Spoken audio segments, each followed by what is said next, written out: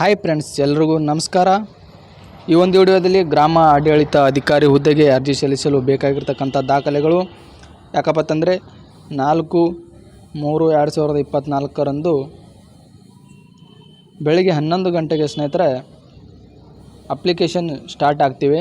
ಗ್ರಾಮ ಆಡಳಿತ ಅಧಿಕಾರಿ ಹುದ್ದೆಗೆ ಈ ಒಂದು ಹುದ್ದೆಗೆ ಏನಪ್ಪ ಅಂತಂದ್ರೆ ಅರ್ಜಿ ಸಲ್ಲಿಸಲು ಪ್ರಾರಂಭವಾದ ದಿನಾಂಕ 4/3/2024. ಅವತ್ತೇನಪ್ಪ ಅಂತಂದ್ರೆ ನಿಮ್ಮ ಹತ್ರ ಯಾವೆಲ್ಲ ದಾಖಲಾತಿಗಳು ಇರಬೇಕಂತೇಳಿ ಈ ಒಂದು ವಿಡಿಯೋದಲ್ಲಿ ಸಂಪೂರ್ಣವಾಗಿರ್ತಕ್ಕಂಥ ಮಾಹಿತಿಯನ್ನು ತಿಳಿಸ್ಕೊಡುವಂಥ ಪ್ರಯತ್ನ ಮಾಡ್ತಿದ್ದೀನಿ ಸ್ನೇಹಿತರೆ. ಮೊದಲನೇದಾಗಿ ಸ್ನೇಹಿತರೆ, ನಿಮ್ಮ ಹತ್ತಿರ ಎಸ್ ಎಸ್ ಎಲ್ ಸಿ ಒಂದು ಮಾರ್ಕ್ಸ್ ಕಾರ್ಡ್ ಇರಬೇಕು ಸ್ನೇಹಿತರೆ. SSLC ಮಾರ್ಕ್ಸ್ ಕಾರ್ಡ್ನಲ್ಲಿ 2000ಕ್ಕಿಂತ ಮುಂಚೆ ಏನಪ್ಪ ಅಂತಂದ್ರೆ 2010 ಅದಕ್ಕಿಂತ ಮುಂಚೆ ಏನಪ್ಪ ಅಂತಂದ್ರೆ ಆನ್ಲೈನಲ್ಲಿ ಅಪ್ಡೇಟ್ ಆಗಿರಲಾರ್ದಕ್ಕಂಥ ನೋಂದಣಿ ಸಂಖ್ಯೆಗಳು ಇರ್ತವೆ ಸ್ನೇಹಿತರೆ. ಅದೇನು ತಲೆ ಕೆಡಿಸ್ಕೊಳ್ಳೋಂಥ ವಿಷಯವೇನಲ್ಲ.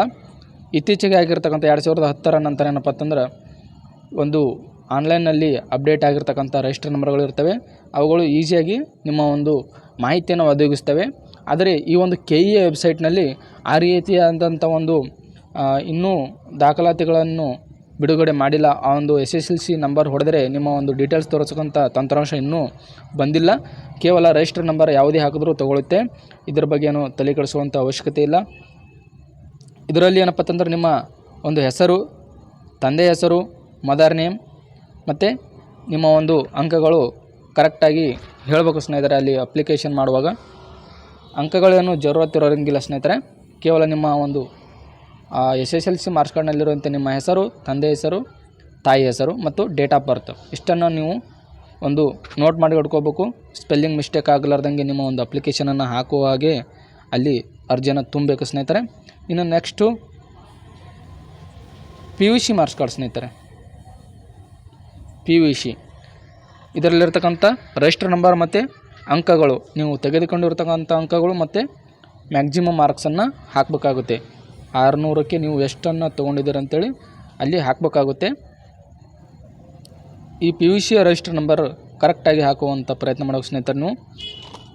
ನೀವು ಹಾಕಿದ್ರೂ ಒಳ್ಳೆಯದ ಸ್ನೇಹಿತರೆ. ಅಥವಾ ನೆಟ್ ಕೇಪಲ್ಲಿ ಹೋದಾಗ ಅವರು ಗಡಿಬಿಡಿಯಿಂದ ನಿಮ್ಮ ಒಂದು ಮಾರ್ಕ್ಸ್ ಕಾರ್ಡ್ ಸಂಖ್ಯೆ ಆಗಿರ್ಬೋದು, ನಿಮ್ಮ ಒಂದು ಮಾರ್ಕ್ಸ್ ಸಂಖ್ಯೆ ಆಗಿರ್ಬೋದು ಮಿಸ್ಟೇಕ್ ಮಾಡುವಂಥ ಸಾಧ್ಯತೆ ಇರುತ್ತದೆ. ಆದ್ದರಿಂದ ಜಾಗರೂಕತೆಯಿಂದ ನಿಮ್ಮ ಒಂದು ಅಪ್ಲಿಕೇಶನನ್ನು ಹಾಕಬೇಕಾಗುತ್ತೆ ಸ್ನೇಹಿತರೆ. PUC ಮಾರ್ಕ್ಸ್ ಕಾರ್ಡ್ ಆದ ನಂತರ ಮೂರನೇದಾಗಿ ನಿಮಗೆ ಕಾಸ್ಟ್ ಸರ್ಟಿಫಿಕೇಟ್. ಈ ಒಂದು ಕಾಸ್ಟ್ ಸರ್ಟಿಫಿಕೇಟ್ RD ನಂಬರ್ ಅಂತ ಹೇಳಿ ಇರುತ್ತೆ ಸ್ನೇಹಿತರೆ. ನಿಮ್ಮ ಕಾಸ್ಟಲ್ಲಿ RD ನಂಬರ್, ಈ RD ಸಂಖ್ಯೆಯನ್ನು ಕರೆಕ್ಟಾಗಿ ನಮೂದಿಸಬೇಕು. SC ಕಾಸ್ಟಿಗೆ SC ಅಥವಾ ST ಹಾಗೂ ಕ್ಯಾಟಗರಿ 1 ಇವರಿಗೆ ಏನಪ್ಪ ಅಂತಂದ್ರೆ ಎರಡೆರಡು ಇರುತ್ತೆ ಸ್ನೇಹಿತರೆ. ಕಾಸ್ಟ್ ಬೇರೆದು ಮತ್ತು ಇನ್ಕಮ್ ಬೇರೆ. ಕಾಸ್ಟ್ ಇನ್ಕಮ್ ಬೇರೆ ಬೇರೆ ಆಗಿರುತ್ತವೆ. ಯಾವೊಂದು SC ST ಕ್ಯಾಟಗರಿ 1 ಇವರಿಗೆ ಏನಪ್ಪ ಅಂತಂದ್ರೆ ಎರಡೆರಡು ಇರ್ತವೆ. ಅವರು ಎರಡೂಗಳನ್ನು ಕೂಡ ಏನಪ್ಪ ಅಂತಂದ್ರೆ ತೊಗೊಂಡೋಗ್ಬೇಕು, ಕಾಸ್ಟ್ ಮತ್ತು ಇನ್ಕಮ್ಮು.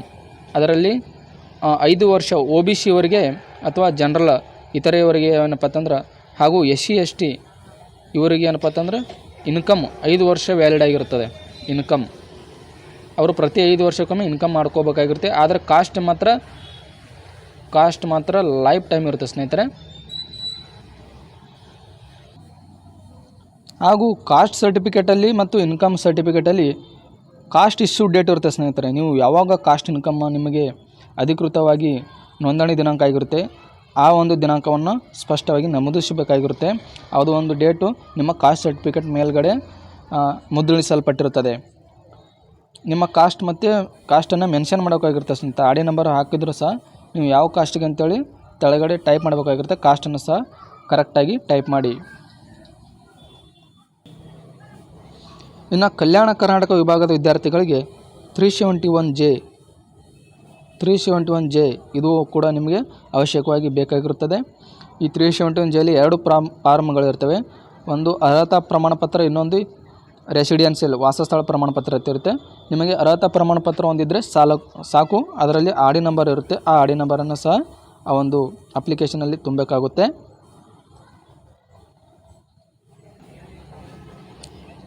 ಇನ್ನೊಂದು ಪಿ ಡಿ ಪಿ ಅಂತ ಇರುತ್ತೆ ಸ್ನೇಹಿತರೆ. ಪಿ ಡಿ ಪಿ 317J ಆದ ನಂತರ ಪಿ ಡಿ ಪಿ ಇದೇನಪ್ಪ ಅಂತಂದ್ರೆ ನಿಮ್ಮ ಹೊಲದಲ್ಲಿ ಅಥವಾ ಜಮೀನಿನಲ್ಲಿ ರಸ್ತೆ ಅಥವಾ ಕೆನಲ್ ಹಾಯ್ದಿರುತ್ತೆ ಸ್ನೇಹಿತರೆ. ಕೆನಲ್, ನೀರಾವರಿ ಕೆನಲ್, ಆ ಒಂದು ಕೆನಲ್ ಹಾಯ್ದವರಿಗೆ ಈ ಒಂದು ಏನಪ್ಪ ಅಂತಂದ್ರೆ ಪಿ ಡಿ ಪಿಯನ್ನು ಮಾಡಿಸಿರ್ತಾರೆ. ಅದರ ಒಂದು ಆರ್ ಡಿ ನಂಬರ್ ಅಥವಾ ಕ್ರಮ ಸಂಖ್ಯೆಯನ್ನು ಸಹ ನೀವು ಅಪ್ಲಿಕೇಶನಲ್ಲಿ ಫಿಲ್ ಮಾಡಬೇಕಾಗುತ್ತೆ. ಪಿ ಡಿ ಪಿ ಇದ್ದರೂ ಸಹ ಅದು ಎಲ್ಲರಿಗೂ ಇರೋದಿಲ್ಲ ಸ್ನೇಹಿತರೆ, ಅದೇನು ಅವಶ್ಯಕತೆ ಇರುವುದಿಲ್ಲ ನಿಮಗೆ. ಅದಕ್ಕೆ ಏನಪ್ಪ ಅಂತ ಮೀಸಲಾತಿ ಇರುತ್ತೆ. ಪಿ ಡಿ ಪಿ ಇದ್ದವರಿಗೆ ಇಂತಿಷ್ಟು ಪೋಸ್ಟ್ ಅಂತ ಇರ್ತದೆ. ಅದು ಇದ್ರೂ ನಡೀತೆ. ನೀವು ಇರಲಿಕ್ಕಂದ್ರೆ ಹೊಲದಲ್ಲಿ ಕೆನಲ್ ಇದ್ದರೂ ನಿಮಗೆ ಇರೋದಿಲ್ಲ. ಹೊಲದಲ್ಲಿ ಯಾರಿಗೆ ಕೆನಲ್ ಇದಿರ್ತಲ್ಲ ಅವರಿಗೆ ಪಿ ಡಿ ಪಿ ಇರುತ್ತದೆ. ಮತ್ತು ಇಂಪಾರ್ಟೆಂಟ್ ಆಗಿರ್ತಕ್ಕಂಥ ಡಾಕ್ಯುಮೆಂಟ್ ಆಧಾರ್ ಕಾರ್ಡ್ ಸ್ನೇಹಿತರೆ. ಈ ಆಧಾರ್ ಕಾರ್ಡ್ ನಿಮಗೆ ಇಲ್ಲದೇ ಇದ್ದರೂ ಕೂಡ ಅದರ ನಂಬರ್ ಸಹ ನಿಮ್ಮ ಹತ್ರ ಇರಬೇಕಾಗುತ್ತೆ. 12 ಡಿಜಿಟನ ಒಂದು ಆಧಾರ್ ನಂಬರ್ ನಿಮ್ಮ ಹತ್ರ ಕಡ್ಡಾಯವಾಗಿ ಇರಲೇಬೇಕು. ಆಧಾರ್ ಕಾರ್ಡ್ ಇದರಲ್ಲಿ ಮಾಹಿತಿ ಏನಪ್ಪ ಅಂತಂದರೆ SSLC ಮಾರ್ಕ್ಸ್ ಕಾರ್ಡ್ ಮತ್ತು ನಿಮ್ಮ ಒಂದು ಆಧಾರ್ ಕಾರ್ಡ್ನಲ್ಲಿರ್ತಕ್ಕಂಥ ಹೆಸರು ಸೇಮ್ ಇರಬೇಕು ಸ್ನೇಹಿತರೆ, ಬೇರೆ ಬೇರೆ ಇರಬಾರ್ದು. ತಾಳೆಯಾಗುವಂತೆ ನಿಮ್ಮ ಹೆಸರು ಇರಬೇಕು.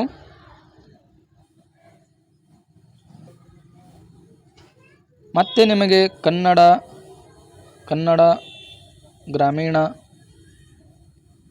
ಗ್ರಾಮೀಣ ವ್ಯಾಸಂಗ ಪ್ರಮಾಣ ಪತ್ರ ಇವುಗಳು ಕೂಡ ನಿಮಗೆ ಮೀಸಲಾತಿಯಲ್ಲಿ ಕೋರಲಾಗುತ್ತೆ ಸ್ನೇಹಿತರೆ. ಕನ್ನಡ ಮಾಧ್ಯಮ ವಿದ್ಯಾರ್ಥಿಗಳಂತ ಒಂದು ಸರ್ಟಿಫಿಕೇಟ್ ಇರುತ್ತೆ, ಅದನ್ನು ಸಹ ನಿಮ್ಮ ಹತ್ರ ಇರಬೇಕು. ಅದರಲ್ಲಿರ್ತಕ್ಕಂಥ ಡೇಟನ್ನು ನೀವು ಬರೆದಿಟ್ಕೋಬೇಕಾಗುತ್ತೆ. ಹಾಗೂ ಗ್ರಾಮೀಣ ಮಾಧ್ಯಮ ಡೇಟ್ ಕೂಡ ಯಾವಾಗೂ ಬರ್ಕೊಂಡಿರ್ತಾರೆ ನಿಮ್ಮ ಸ್ಕೂಲಲ್ಲಿ, ಆ ಒಂದು ಡೇಟ್ ಕೂಡ ನೀವು ಬರ್ಕೋಬೇಕಾಗುತ್ತೆ. ಇವೆರಡು ಡಾಕ್ಯುಮೆಂಟ್ಸ್ಗಳು ನಿಮಗೆ ಅನಿವಾರ್ಯ. ಇಲ್ಲದೇ ಇದ್ದವರು ಕೂಡ ನಡೆಯುತ್ತೆ, ಆದರೆ ಇದ್ದವರು ಮಿಸ್ ಮಾಡಬೇಡಿ. ಮತ್ತು ನಿಮ್ಮ ಮೊಬೈಲ್ ನಂಬರ್ ಕಡ್ಡಾಯವಾಗಿರುತ್ತೆ ಸ್ನೇಹಿತರೆ. ಮೊಬೈಲ್ ನಂಬರ್ ಮತ್ತು ಜಿಮೇಲ್ ಐ ಡಿ ಇವುಗಳು ಕರೆಕ್ಟಾಗಿ ನಮೂದಿಸಬೇಕು. ನಿಮ್ಮ ಮೊಬೈಲ್ ನಂಬರ್ ಹಾಕಿದ್ರೆ ಮೊಬೈಲ್ ನಂಬರ್ಗೆ ಒಂದು SMS ಬರುತ್ತೆ. ಜಿಮೇಲ್ ಐ ಡಿ ಕೂಡ ನಿಮಗೆ ಮೆಸೇಜ್ ಬರ್ತಾ ಇರ್ತವೆ. ಆದ್ದರಿಂದ ಇವುಗಳನ್ನು ಡಿಜಿಟ್ನ ಮಿಸ್ ಮಾಡಬೇಡಿ, ಕರೆಕ್ಟಾಗಿ ನಮೂದಿಸಿ ಜಿಮೇಲ್ ಐ ಡಿ ಮತ್ತು ಮೊಬೈಲ್ ಸಂಖ್ಯೆಯನ್ನು. ಮತ್ತು photo, passport size photo colour ಹಾಗೂ ನಿಮ್ಮ ಒಂದು ಸಿಗ್ನೇಚರ್ ಇವುಗಳು ಕೂಡ ನಿಮ್ಮ ಹತ್ರ ಇರಲೇಬೇಕು. ಫೋಟೋಗಳನ್ನು ರೆಡಿ ಮಾಡಿ ಇಟ್ಕೊಳ್ಳಿ, ಸಿಗ್ನೇಚರನ್ನು ಮಾಡಿ ಪ್ಯಾಕೆಟಲ್ಲಿ ಇಟ್ಕೊಳ್ಳಿ. ಇವುಗಳನ್ನು ಅಪ್ಲೋಡ್ ಮಾಡಿ ಸ್ನೇಹಿತರೆ. ಮತ್ತು ಯಾರು ಅಂಗವಿಕಲ ವಿದ್ಯಾರ್ಥಿಗಳು ಇರ್ತೀರೋ ಅವರು UDID card, UDID disability certificate ನಿಮ್ಮ ಹತ್ರ ಇರಲೇಬೇಕು. ಅದರಲ್ಲಿ ನೋಂದಣಿ ಸಂಖ್ಯೆ ಇರ್ತದೆ. ಆ ನೋಂದಣಿ ಸಂಖ್ಯೆಯನ್ನು ನೀವು ನಿಮಗೆ ಯಾವ ಥರ ಡಿಸೆಬಿಲಿಟಿ ಇದೆ ಅಂತೇಳಿ ಕೂಡ ಅಲ್ಲಿ ಟೈಪ್ ಮಾಡಬೇಕು ಸ್ನೇಹಿತರೆ. ಮತ್ತು ಮಾಜಿ ಸೈನಿಕರು ಡಿಸ್ಚಾರ್ಜ್ ಕಾರ್ಡ್ ನಿಮ್ಮ ಹತ್ರ ಇರಬೇಕು ಸ್ನೇಹಿತರೆ. ಮಾಜಿ ಸೈನಿಕರು ತಾವೇನು ಡಿಸ್ಚಾರ್ಜ್ ಲೆಟರ್ ತೊಗೊಂಬಂದಿರ್ತೀರೋ ಅದರಲ್ಲಿ ನಂಬರ್ಗಳು ಇರ್ತವೆ. ಆ ಡಿಸ್ಚಾರ್ಜ್ ID ಮತ್ತು ನಿಮ್ಮ ಒಂದು ID ಕಾರ್ಡನ್ನು ತರಬೇಕಾಗುತ್ತೆ.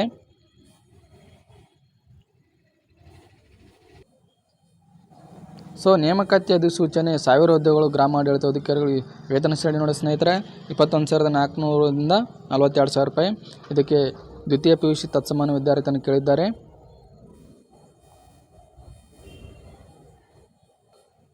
ಗರಿಷ್ಠ ವಯೋಮಿತಿ ನೋಡಿ ಸ್ನೇಹಿತರೆ. ಇಲ್ಲಿ ಸಾಮಾನ್ಯ ಅರ್ಹತೆ ಅಭ್ಯರ್ಥಿಗಳು 35 ವರ್ಷ, ಪ್ರವರ್ಗ 2A 2B 3A 3B ಅಭ್ಯರ್ಥಿಗಳಿಗೆ 38 ವರ್ಷ, ಪರಿಶಿಷ್ಟ ಜಾತಿ ಪರಿಶಿಷ್ಟ ಪಂಗಡ ಪ್ರವರ್ಗ 1 ಅಭ್ಯರ್ಥಿಗಳಿಗೆ 40 ವರ್ಷ. ಅರ್ಜಿ ಸಲ್ಲಿಸುವ ಒಂದು ವೆಬ್ಸೈಟ್ ನೋಡಿ ಸ್ನೇಹಿತರೆ, http://ka.kr.nic.in ನಲ್ಲಿ ನೀವು ಒಂದು ಅಪ್ಲಿಕೇಶನ್ನ ಫಿಲ್ ಮಾಡಬೇಕಾಗುತ್ತೆ. ಈ ಲಿಂಕನ್ನು ಉಪಯೋಗ ಮಾಡಿಕೊಂಡು ಮತ್ತು ನೀವು ಯಾವ ಜಿಲ್ಲೆಗೆ ಅರ್ಜಿ ಸಲ್ಲಿಸ್ತಿದ್ದೀರ ಅಂತೇಳಿ, ಯಾವೆಲ್ಲ ಪೋಸ್ಟ್ಗಳು ಜಾಸ್ತಿ ಇವೆ, ಯಾವ ಜಿಲ್ಲೆಗೆ ಎಷ್ಟಿವೆ ಅಂತೇಳಿ ತಿಳ್ಕೊಂಡು, ಯಾವ ನಿಮ್ಮ ಕಾಸ್ಟಿಗೆ ಹುದ್ದೆಗಳು ಇವೆ ಇಲ್ಲ ಅಂತೇಳಿ ತಿಳ್ಕೊಂಡು ಏನಪ್ಪ ಅಂತಂದ್ರೆ ಯಾವಾಗ 4/3/2024 ಬೆಳಗ್ಗೆ 11ರಿಂದ 3/4/2024 ರಾತ್ರಿ 11:59 ಏನಪ್ಪ ಅಂತಂದ್ರೆ ನೀವು ಅರ್ಜಿ ಸಲ್ಲಿಸ್ಬೋದು. ಶುಲ್ಕ ಪಾವತಿ ಏನಪ್ಪ ಅಂತಂದ್ರೆ 6/4/2024 ಇರ್ತದೆ. ಫೀಸ್ ನೋಡಿ ಸ್ನೇಹಿತರೆ, ಜಾಸ್ತಿ ಆಯಿತು ಫೀಸ್ ಸ್ನೇಹಿತರೆ. ಸಾಮಾನ್ಯ ಅರ್ಹತೆ ಮತ್ತು ಇತರ ಪ್ರವರ್ಗಗಳಿಗೆ 2A 2B 3A 3B ಅವರಿಗೆ 750 ರೂಪಾಯಿ ಇದೆ. SC ST ಪ್ರವರ್ಗ ಹೊಂದಿದ್ದವರಿಗೆ ಏನಪ್ಪ ಅಂಗವಿಕಲ ವಿದ್ಯಾರ್ಥಿಗಳಿಗೆ 500 ರೂಪಾಯಿ ಇದೆ. KSಗೆ 300 ರೂಪಾಯಿ ಇದೆ ಸ್ನೇಹಿತರೆ. ಆದರೆ ದ್ವಿತೀಯ PUC ಮೇಲಿರ್ತಕ್ಕಂಥ ಒಂದು VA ಹುದ್ದೆಗಳಿಗೆ ನೋಡಿ 750 ರೂಪಾಯಿ ಅಂದರೆ ಬಡ ವಿದ್ಯಾರ್ಥಿಗಳಿಗೆ ಬಹಳನೇ ಏನಪ್ಪ ಅಂತಂದ್ರೆ ತೊಂದರೆ ಆಗ್ಬೋದು ಸ್ನೇಹಿತರೆ. ಯಾಕಪ್ಪ ಅಂತಂದ್ರೆ ರೊಕ್ಕಕ್ಕೆ ವಿಚಾರ ಮಾಡಿ ಕೆಲವ್ರು ಏನಪ್ಪ ಅಂತಂದ್ರೆ ಅಪ್ಲಿಕೇಶನ್ ಹಾಕದೇ ಇರಬಹುದು ಸ್ನೇಹಿತರೆ. ಸೊ ಇದಿಷ್ಟಾಗಿತ್ತು ಸ್ನೇಹಿತರೆ, ಗ್ರಾಮ ಆಡಳಿತ ಅಧಿಕಾರಿ ಹುದ್ದೆಗಳಿಗೆ ಯಾವೆಲ್ಲ ಡಾಕ್ಯುಮೆಂಟ್ಸ್ಗಳು ಬೇಕಂತೇಳಿ ತಿಳಿಸ್ಕೊಡೋ ಪ್ರಯತ್ನ ಮಾಡಿದ್ದೀನಿ ಸ್ನೇಹಿತರೆ. ಈ ಮಾಹಿತಿ ಇಷ್ಟ ಆದರೆ ನಮ್ಮ ಚಾನಲ್ನ ಸಬ್ಸ್ಕ್ರೈಬ್ ಮಾಡಿರಿ, ಹಾಗೆ ಪಕ್ಕದಲ್ಲಿರ್ತಕ್ಕಂಥ ಬೆಲ್ ಐಕನ್ ಕೂಡ ಒತ್ತಿ ಲೈಕ್ ಮಾಡಿರಿ ಅಂತ ಹೇಳ್ತಾ ಈ ವಿಡಿಯೋನ ಇಲ್ಲಿಗೆ ಮುಗಿಸೋಣ. ಧನ್ಯವಾದಗಳು ಸ್ನೇಹಿತರೆ.